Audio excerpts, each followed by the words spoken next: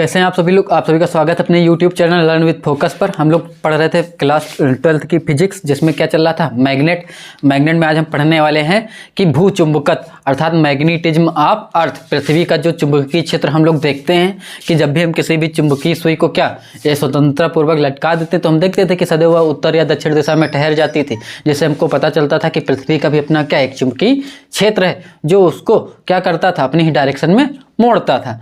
तो आज हम जानते हैं कि पृथ्वी का चुंबकीय क्षेत्र कैसा होता है। पृथ्वी के चुंबकीय क्षेत्र के बारे में जानते हैं तो हम लोग हेडिंग डाल लेते हैं कि भूचुंबकत्व क्या होता है। भूचुंबकत्व, ठीक। भूचुंबकत्व को कहेंगे magnetism of earth. Earth magnetism या magnetism of earth, magnetism of earth कि अर्थ का मैग्नेटिज्म कैसे होता है। हम लोग जब भी किसी भी चुंबकीय सुई को स्वतंत्रता पूर्वक लटकाते हैं तो देखते हैं वो क्या सदैव उत्तर दक्षिण दिशा में ठहरता है। तो हम लोग अर्थ को बना लेते हैं। अर्थ तो सबने देखा ही है, ये हमारी क्या हो गई, अर्थ हो गई। और अर्थ जिस एक्सिस पे घूमती है, किधर से किधर घूमती है, पश्चिम से पूर्व घूमती है, ठीक, ये सबको पता है। और ये उस जहाँ से घूमती है उस पर मैं परपेंडिकुलर ड्रा कराता हूँ, और ये जो भी वर्टिकल उस पर हम ड्रा कराते हैं वो उसकी क्या कहलाती, एक्सिस कहलाती, अक्ष कहलाती। और इसको कौन सी अक्ष है, ये पृथ्वी का नॉर्थ से साउथ मिला रहा है, इसलिए इसको हम भौगोलिक अक्ष कहते हैं। कौन सा अक्ष कहते हैं, भौगोलिक, ठीक है। और भौगोलिक अक्ष के और इसके जो मिड पॉइंट को काटे मध्य बिंदु से, ये इसकी अक्षांश कहलाती। और अक्षांश का जो मध्य बिंदु होती है वो भूमध्य रेखा कहलाती थी। इसको इक्वेटर लाइन भी कहते हैं, इक्वेटर कहते हैं, इक्वेटर कहते हैं, या विषुवत रेखा कहते हैं, या भूमध्य, है ना, भूमध्य। क्यों, क्योंकि पृथ्वी के बीच से बाहर काटती। अब जब हम इसको ऐसे काटते तो एक एक डिग्री बढ़ाते हुए ऊपर जाते तो 90 ऊपर बनती, 90 नीचे बनती, और 90 90 प्लस 1, तो हम टोटल अक्षांश रेखाएं जितनी बनाते हैं इसके ऊपर एक एक डिग्री पे ऊपर नीचे जो बढ़ाते हैं, थोड़ा सा चाहिए जान ही लेते हैं, एक एक डिग्री ऊपर बढ़ाते हैं, एक एक डिग्री नीचे बढ़ाते चले जाते हैं। ये टोटल हमारी कितनी बनती है, 90 प्लस 1 मध्य वाली, ये बनती हैं अक्षांश रेखाएं टोटल 181। कंपटीशन में पूछा भी जाता है कि टोटल अक्षांश रेखाएं कितनी होती हैं, तो 181 होती हैं। एक एक डिग्री ऊपर बढ़ाएंगे तो 90 बनेंगे, 90 नीचे बनेंगे। तो ये तो अक्षांश रेखाएं हो जाती हैं। इन अक्षांश रेखाओं को हम कहते हैं लैटीट्यूड कहते हैं। क्या कहते हैं, लैटीट्यूड कहते हैं। और फिर इसके बाद हम क्या करते हैं कि अर्थ के इन ध्रुवों को मिलाने वाले उत्तरी ध्रुव, और ये इसका उत्तरी ध्रुव है अर्थ का। और चूंकि ये जियोग्राफी में पढ़ते हैं, भूगोल में पढ़ते हैं, इसलिए इसको भौगोलिक कहा जाता है ना, क्योंकि हम लोग भूगोल में पढ़ते थे जियोग्राफी में, तो इसको भौगोलिक उत्तर कहते हैं। क्या कहते हैं, भौगोलिक। ये सब अभी आपके नाम में यूज होगा, इसलिए मैं बता दे रहा हूँ। और ये भौगोलिक दक्षिण, क्यों, क्योंकि भूगोल का ही सब्जेक्ट था ये। इसका हम कहते थे भौगोलिक दक्षिण, भौगोलिक दक्षिण। अंग्रेजी में इसको कह देते हैं जियोग्राफिकल नॉर्थ, और ये नीचे वाला जियोग्राफिकल साउथ हो गया। तो इसको दिखाने के लिए मैंने क्या कर दिया, एन सफिक्स जी लगा दिया, जियोग्राफिकल नॉर्थ दिखाएगा, और मैं यहाँ पे एस जी लिख दूंगा तो ये क्या दिखा देगा, जियोग्राफिकल साउथ, भौगोलिक दक्षिण। तो हमने कहा अब इनको एक एक डिग्री, चूंकि अर्थ कितना घूमी हुई है, टोटल मैं अगर इसके सर्किल को घुमाऊंगा 360 घूमा हुआ है, और अर्थ हमेशा अपने एक्सिस पे, ये इसका नॉर्थ पोल हो गया, साउथ पोल हो गया। हमने पढ़ा भी है कि पृथ्वी जो है अपने अक्ष पे 23.5 अंश पे झुकी हुई, और उस पे पश्चिम से पूर्व ऐसे ऐसे क्या करती है, चक्कर लगाती रहती। और हम देखते हैं कि अर्थ जब ऊपर नॉर्थ से साउथ को मिलाते हैं, और ये कितना मिलाएंगे, क्योंकि हमको पता हम एक वृत्त का पूरा अगर चक्कर ऐसे लगाएं तो 360 डिग्री घूमते हैं, और अगर हम एक एक डिग्री पे मिलाना चालू करें तो ये कितने मिलाएंगे, एक एक मिलाएंगे 360, तो कितनी रेखाएं हो जाएंगी ये। और ये जब हम उत्तर से दक्षिण ध्रुव को काल्पनिक रेखाएं खींचते हैं तो ये जो काल्पनिक रेखाएं होती हैं, इन रेखाओं को हम कहते हैं देशांतर रेखा। वास्तव में कोई रेखा हम खींच नहीं सकते अर्थ पे ऐसी, तो इसलिए इनको हम इमेजिनरी लाइन या काल्पनिक रेखाएं कहते हैं। क्यों, क्योंकि हम खींचा हुआ मान लेते हैं। अक्षांश रेखाएं भी अर्थ को जो 20 से 2 भागों में काट देती है, ये इसकी भूमध्य रेखा या इक्वेटर कहलाती है। और इसके एक एक डिग्री ऊपर कितना बढ़ते हैं, 90 बढ़ते हैं, और 90 नीचे बढ़ते हैं। तो हमको पता चल जाता है कि ऊपर कितनी अक्षांश हो गई, 90 हो गई उत्तरी अक्षांश में। देखो ये मध्य, भूमध्य की मध्य रेखा हो गई, इसके ऊपर उत्तर है, इसलिए इसको क्या कहते हैं, उत्तरी अक्षांश कहते हैं। और इस भूमध्य रेखा के नीचे दक्षिण के भाग को हम कहते हैं दक्षिणी अक्षांश।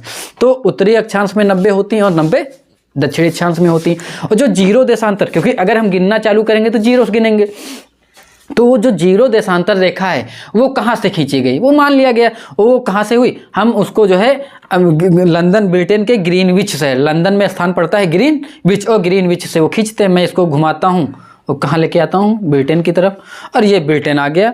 आपको पता है ये क्या हो गया, फ्रांस हो गया, फ्रांस के ऊपर ये ब्रिटेन है, ब्रिटेन का एक स्थान पड़ता है ग्रीनविच, और यहाँ से एक जीरो देशांतर खींचना चालू करते, और इस प्रकार ये खींचते खींचते कितना घूम जाते हैं, 360 देशांतर। तो आपको देशांतर भी स्पष्ट हो गया होगा, और अक्षांश रेखाएं भी आपको स्पष्ट हो चुकी होंगी। क्यों? क्योंकि इनको ज़रूरत हमको पड़ती रहेगी। तो ये देशांतर रेखाएँ होती हैं, एक एक डिग्री खींचते हैं। मैं इसको भी फिर से मिटाऊंगा। तो भौगोलिक उत्तर, भौगोलिक दक्षिण के हमको पता चल चुका। इसके बाद कोई चीज़ अर्थ पे कब वर्टिकल है, कब हॉरिजॉन्टल है। वर्टिकल मतलब ऊर्ध्वाधर है, और कब क्षैतिज है। तो इसको देखो जानने के लिए मैं ये भी क्योंकि ये सब चीज़ें बार बार आएंगी, तो मैं चाहता हूँ कि ये सब टॉपिक आपको पहले से क्लियर होने चाहिए। एक शब्द आपका यूज होगा ऊर्ध्वाधर, और एक यूज होगा ऊर्ध्वाधर, और एक यूज होगा क्षैतिज। ऊर्ध्वाधर को आप अंग्रेजी में पढ़ते हैं, जिसको हॉरिजॉन्टल कहा जाता है, हॉरिजॉन्टल कहते हैं। और क्षैतिज को हम लोग क्या लिख दिए यार, बताया करो इसको कहेंगे वर्टिकल कहेंगे, और नीचे वाले को क्या कहेंगे, क्षैतिज वाले को हॉरिजॉन्टल कहते हैं। क्योंकि साइंस या ज्योग्राफी में वर्टिकल की परिभाषा फिक्स है, ये बनाई गई थी। वर्टिकल की परिभाषा क्या है? वर्टिकल की परिभाषा ये है कि जो पृथ्वी के केंद्र की ओर अभिमुख हो, उन्मुख हो। कोई भी वस्तु को हम गिराते हैं तो कैसे गिरती, ये ऐसे मैंने गिराए तो अर्थ पे ये ऐसे गिरेगी। किधर की ओर गिरेगी? केंद्र की ओर। हमको लगता है कि अरे सीधे गिरना चाहिए, क्योंकि हम अगर यहाँ पे हैं तो मेरे लिए तो ये सीधा है, मुझको लगेगा मैं टेढ़ा खड़ा हूँ, लेकिन मैं तो क्या हूँ, सीधा हूँ। क्यों? क्योंकि स्पेस में कोई टेढ़ा मेढ़ा होता ही नहीं, ना उसकी कोई डायरेक्शन ऊंचे नीचे। तो अब ये ऐसे गिरेगी, कहाँ गिरेगी? पृथ्वी के सेंटर की ओर। मैं यहाँ से अगर कोई वस्तु को गिराऊंगा तो ये भी पृथ्वी में कहाँ जाएगी? सेंटर की ओर। तो टूवर्ड्स सेंटर, जो उसके केंद्र की ओर गिरती, तो हम उसको कहते हैं वो ऊर्ध्वाधर गिर रही। जो भी पृथ्वी में कोई चीज़ गिराते तो वह ऊर्ध्वाधर किधर की ओर गिरती? हमेशा केंद्र की ओर उन्मुख होती। तो केंद्र की परिभाषा फिक्स है, इसलिए जो भी केंद्र की तरफ गिरती है हम उसको क्या कहते हैं? ऊर्ध्वाधर। तो ऊर्ध्वाधर फिक्स हो गया, जो पृथ्वी के केंद्र की ओर हो। तो अब बात समझ में आती, ठीक है ये तो हो गया, लेकिन फिर क्षैतिज क्या होगी? क्षैतिज नॉर्मली हमको ये समझ में आता कि कोई ऐसे हो तो ये हम कहते हैं क्षैतिज है। लेकिन अब देखना, क्षैतिज हर बार बदलता रहता है। क्यों बदलता रहता है? क्योंकि हर बार इसका प्लेन बदलेगा। मैंने कहा ये अब इस पॉइंट पे ये वर्टिकल होगा, इसका क्षैतिज होगा, यहाँ पे ये क्षैतिज होगा, ये क्षैतिज होगा, ये क्षैतिज होगा, ये तो हर जगह क्षैतिज, ऐसे क्षैतिज होता जाएगा। तो क्षैतिज भी बदलता है, लेकिन क्षैतिज हम क्या देखते हैं? क्षैतिज कहीं पे भी देखें, क्षैतिज क्या होगा? ये अगर यहाँ पे ऐसे क्षैतिज है तो वर्टिकल तो फिक्स है, मतलब वर्टिकल हमेशा क्षैतिज पे कितने का एंगल बनाएगा? 90 डिग्री बनाएगा। तो हमको ये परिभाषा मैंने फिक्स कर ली। क्षैतिज की परिभाषा क्या होगी? जो वर्टिकल के 90 डिग्री हो, अर्थात कहेंगे ऊर्ध्वाधर के लंबवत जो लाइन खींचते हैं वो क्या होती? क्षैतिज होती है। तो क्षैतिज क्या होगी? ऊर्ध्वाधर क्या होगी? जो केंद्र की ओर उन्मुख, केंद्र की ओर उन्मुख, ठीक है। और क्षैतिज क्या होगी? जो ऊर्ध्वाधर के लंबवत है, जो ऊर्ध्वाधर या वर्टिकल के लंबवत है, ऊर्ध्वाधर के लंबवत है। छोटी छोटी परिभाषाएं, लेकिन अगर ये नहीं आती तो हमारा कन्फ्यूजन लगातार बना रहता। मैं जितनी भी चीज़ें बताऊंगा वो कन्फ्यूजन लगातार क्रिएट होता रहता है। तो हमको ये समझ में आता। इसके बाद हमको पता चला, क्योंकि हमको इतना पता हो चुका था कि अर्थ का मैग्नेटिज्म है। हम बाहर मैग्नेट को लेते हैं, उसको चुंबकीय सुई बनाना है, हमने उसको घिस के चुंबकीय सुई के रूप में न्यूक्लिया बना लिया, और उसको ऐसे उसको मैंने इस प्रकार लटकाया कि वो क्षैतिज घूम सकती। अब मैं जब भी कोई क्षैतिज नाम लूंगा तो आपको तो एकदम स्पष्ट हो गया कौन सा क्षैतिज। क्षैतिज वही जो वर्टिकल के क्या है? लंबवत है। मैंने कहा वो क्षैतिज घूमने के लिए फ्री है, तो क्षैतिज हमेशा किस दिशा में ठहरती थी? उत्तर दक्षिण। तो हमको पता चल जाता था कि ये उधर उत्तर है, इधर दक्षिण है, और हम इसको अर्थ पे ऐसे घुमाते घुमाते इस चुंबकीय सुई को लाते थे। और जब उस चुंबकीय सुई को ऐसे लाते थे, जब मैं यहाँ पे इक्वेटर पे होता था तो एकदम वर्टिकल शो करता था। क्यों? क्योंकि ऐसे मैग्नेटिक लाइन निकलती थी, और उत्तर इधर की ओर शो करता था, दक्षिण नीचे की ओर शो करता था। मैं घुमाते घुमाते ऐसे लाना चालू करता था इसको, और कहाँ पे लाता था? और ऐसे चलाते रहा, और जितना आगे बढ़ते ये ऐसे मुड़ती जाती। हम क्या देखते थे? ये हमेशा ऐसे मुड़ती रहती थी। और जब हम नॉर्थ की तरफ बढ़ने लगे तो ये एकदम नॉर्थ पे ना ले जाकर नॉर्थ से थोड़ा पहले, मतलब जो है उसके थोड़ा पहले कहाँ पे लाती है, कनाडा में। कनाडा में स्थान पड़ता है, उस जगह पे ये जाके ऐसे घूमते घूमते ऐसे हो गई। तो जब नॉर्थ नीचे चुंबकीय सुई का उत्तरी ध्रुव हम देखते हैं नीचे की ओर झुक जाता है, तो हमको क्या नजर आता है कि अरे ध्रुव, अच्छा चुंबकीय सुई को कौन घुमाएगा, पृथ्वी का मैग्नेटिक फील्ड घुमाता है। तो हमको समझ में आ गया कि ये अंदर की ओर फोर्स लगा रहा है, तो इसका मैग्नेटिक फील्ड यहाँ अंदर की ओर है, जो एकदम एग्जैक्ट नॉर्थ पोल से थोड़ी दूरी पे है। वो कहाँ स्थान, कनाडा में। तो हमको ये नजर आया, हम उस चुंबकीय सुई को ऐसे चलाते रहे और हमको यहाँ पे स्थान मिला। कहाँ पे मिला, कनाडा में मिला। जो क्या यहाँ पे चुंबकीय सुई क्या हो गई, ऐसे लंबवत हो गई। ठीक है, तो हमको क्या समझ में आया कि यहाँ पे तो नॉर्थ है। ठीक है, ये इसलिए यहाँ पे नॉर्थ मिला, इसलिए हम इसको कौन सा नॉर्थ कहे, मैग्नेटिक नॉर्थ कहे। और मैग्नेटिक नॉर्थ को दिखाने के लिए हमने किससे दिखा दिया, एम से दिखा दिया। ठीक है, एम एन, ठीक है, सॉरी एन एम, क्यों, मैग्नेटिक नॉर्थ या चुंबकीय उत्तरी, है ना, उत्तरी मैग्नेटिक नॉर्थ। और इसको ऐसे ठहराते लाए, जब मैं इधर लाता हूँ तो यहाँ अंटार्कटिका स्थान पे, यहाँ पे ये इधर लंबवत झुक जाती। तो हमको क्या समझ में आया कि ये इसका कौन सा है, मैग्नेटिक साउथ। ठीक है, तो इसको मैंने क्या दिख दिया, magnetic south, S M. S G ये है और एस एम ये है। ठीक, लेकिन अब अच्छा बात आई कि ठीक है, बाद में जब भूगोल होता है या वैज्ञानिक इनके दिमाग में आया, रे चुंबकीय सुई का तो मैग्नेटिक नॉर्थ हमने कह दिया। क्यों, क्योंकि जो उत्तर दिशा को दिखाता था, इसलिए हम इसको चुंबकीय सुई को ऐसे ठहराते थे, और उत्तर की तरफ ये शो करता था, दक्षिण की तरफ। तो जो उत्तर की तरफ शो करने लगता था हम कह देते थे ये इसका उत्तरी ध्रुव है, और जो दक्षिण दिशा का ज्ञान कराता था हम उसको दक्षिणी ध्रुव कह देते थे। और ये लाए यहाँ पर परपेंडिकुलर हो गई। तो लेकिन अब हमको यहाँ पे दिक्कत ये हुई कि उत्तर, हमने पढ़ा है कि समान ध्रुव एक दूसरे को प्रतिकर्षित करते हैं और विपरीत ध्रुव एक दूसरे को आकर्षित करते हैं। तो इसका मतलब जब मैं यहाँ लाता हूँ तो ये क्या हो जाती है, ऊर्ध्वाधर हो जाती है। तो ये हमको समझ में, ये इसके उत्तरी को खींचा है ना तुम्हारे नॉर्थ को, तो उत्तरी ध्रुव को कौन खींचेगा। अगर इसका मतलब यहाँ पे मैग्नेटिक साउथ होना चाहिए था, जो अंदर मैग्नेट हम मान के चलते कि कोई मैग्नेट रखा हुआ। तो हमको क्या समझ में आया कि हमने उस विवाद से बचने के लिए कह दिया कि हाँ ठीक है, इसका मतलब जो बार मैग्नेट, जैसा हमने कल्पना किया कि पृथ्वी के अंदर चुंबकीय क्षेत्र है, तो हमने क्या माना था कि पृथ्वी के अंदर क्या मान लेते हैं कि एक बार मैग्नेट है। क्यों, क्योंकि बार मैग्नेट का यही गुण होता है कि जो उसके नॉर्थ और साउथ को दिखाता है। तो हमने कहा ये जो इसके नॉर्थ को यहाँ पे दिखाया, ये वास्तव में इस मैग्नेट का क्या है, साउथ है। लेकिन हम इसको, चूंकि दिशा इसको ये दिखाता है, इसलिए हम इसको क्या कहते हैं, मैग्नेटिक नॉर्थ कहते हैं। लेकिन ये चुंबक का क्या है, साउथ है। ठीक है, और ये जो इसके साउथ को दिखाता है, ये इसका क्या है, नॉर्थ है। इसको कहेंगे क्या, मैग्नेटिक साउथ। ठीक है, तो अब इस विवाद से बचने के लिए हो गया। अब हमको पता है कि वास्तव में चुंबकीय क्षेत्र रेखाएं हमेशा कहाँ से निकलती हैं, नॉर्थ टू साउथ, ऐसे ये निकलती हैं, इंटर करती हैं, हमने पढ़ रखा है। अब बताओ हमको यहाँ पे देखने में क्या लगता है कि उत्तर से निकलती हैं दक्षिण की ओर जाती, लेकिन वास्तव में तो हम ये पढ़ रखे हैं, हमको पता है। इसीलिए हम हमेशा इसमें क्या बनाते हैं कि उत्तर से दक्षिण की ओर मैग्नेटिक फील्ड लाइंस पृथ्वी में। क्यों, क्योंकि पृथ्वी का मैग्नेट उत्तरी ध्रुवीय है, दक्षिणी है, इसलिए हम इसको उत्तर से दक्षिण से मिलाते हैं। लेकिन फिर मैंने क्या देखा कि जो इसका एक्सिस है, किसका, भौगोलिक अक्ष इसको कहते हैं, उत्तर से दक्षिण मिलाने वाली, चुंबकीय ध्रुव के उत्तर से दक्षिण को मिलाने वाला ये इसका चुंबकीय अक्ष हो जाएगा।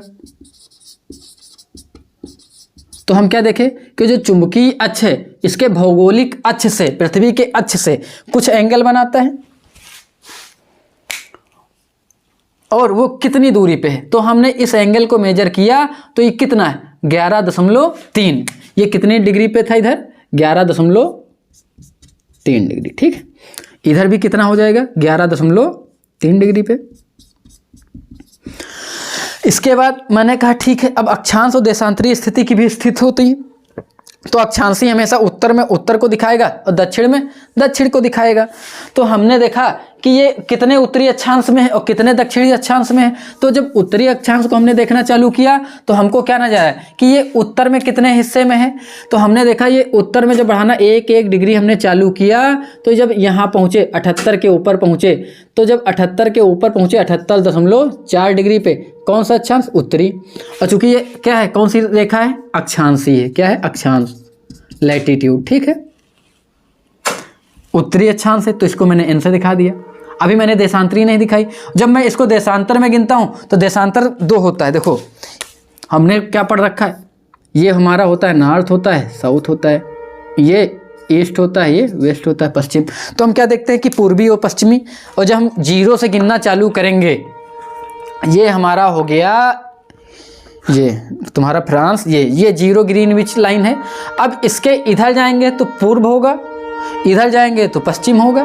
तो हम क्या देखते हैं कि अब हमको इधर जब आना पड़ता है तो ये पश्चिम होगा, और इधर जाना पड़ेगा तो ये क्या होगा, पूर्व होगा। ठीक है, अब हमने इसको जब गिनना चालू किया, अक्षांशीय स्थिति में ये गिन लिए, और जब हम दक्षिणी अक्षांश में देखते हैं तो एनसीईआरटी ने आपका दे दिया गया कि 71.8 पूर्वी देशांतर में, और हम इसको गिनेंगे। क्यों? क्योंकि कैसे गिनेंगे, ये भारत था 78। अब हमको जब कनाडा जाना है, क्योंकि उत्तरी अक्षांश हमको कहाँ मिलता है, कनाडा में, तो हम इधर आएंगे तो ये पूर्वी गिनेंगे, और गिनना चालू किए तो ये गिनते गिनते जब हम इस स्थिति में आए कनाडा के, और ये हमको 78 मिला, फिर 79 मिला, और ऐसे गिनते रहे तो हमको ये कितनी स्थिति मिला, पश्चिमी मिलेगा। क्योंकि मैं जो है देशांतरी किस स्थिति में जा रहा था, पश्चिमी। तो उस पश्चिमी की वैल्यू तुमको कितनी दे दी गई, 71.8। कितना दिया गया? तो हमने देखा कि देशांतरी स्थिति कितनी हो गई, लॉन्गिट्यूड 71.8। ठीक है, और ये हमको नज़र आता है। क्यों? क्योंकि ये देशांतरी है, और देशांतरी किधर हम गए, वेस्ट की ओर।